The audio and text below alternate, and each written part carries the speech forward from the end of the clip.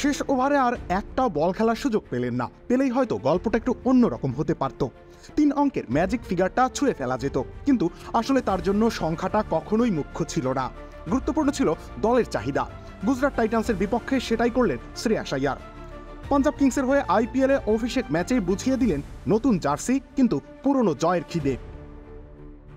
ভারতের হয়ে চ্যাম্পিয়ন্স ট্রফির শিরোপা হাতে তোলার পর এই আইপিএল যেন তার জন্য আরেকটা মঞ্চ, বোঝানোর মঞ্চ, প্রমাণের মঞ্চ। কলকাতা নাইট রাইডার্স তাকে সেভাবে মূল্য দেয়নি, হয়তো ঠিকঠাক বিশ্বাস রাখেনি।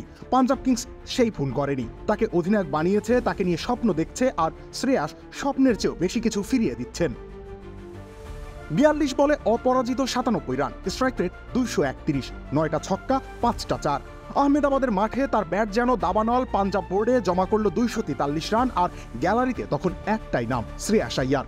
দুর্দান্ত সব উপাদানে তৈরি ঝাঁঝালো স্বাদের প্রাণ ঝালমুড়ি, এই ঝাঁঝ সেই ঝাঁঝ। এটাই তো তার ক্রিকেটের গল্প, যেখানে যত বাধা এসেছে ততটাই যেন নিজেকে নতুন করে চেনানোর তাগিদ জন্ম নিয়েছে তার ভেতর। নেতৃত্বটা যেন তার রক্তে মিশে আছে, দায়িত্ব পেলেই পাল্টে যান তিনি, ব্যাট হাতে হয়ে ওঠেন অপ্রতিরোধ্য। পাঞ্জাব কিংস এবার সেই ব্যাটসম্যান নেতার ছায়ায় নিজেদের ভবিষ্যৎ দেখতে পাচ্ছে। জার্সি বদলেছে, দল বদলেছে, কিন্তু শ্রেয়াস আইয়ার বদলাননি। তার জয়ের তাড়না, তার শ্রেষ্ঠত্বের খিদে আর প্রতিপক্ষকে গুড়িয়ে দেওয়ার মানসিকতা এখনও ঠিক আগের মতোই তীব্র।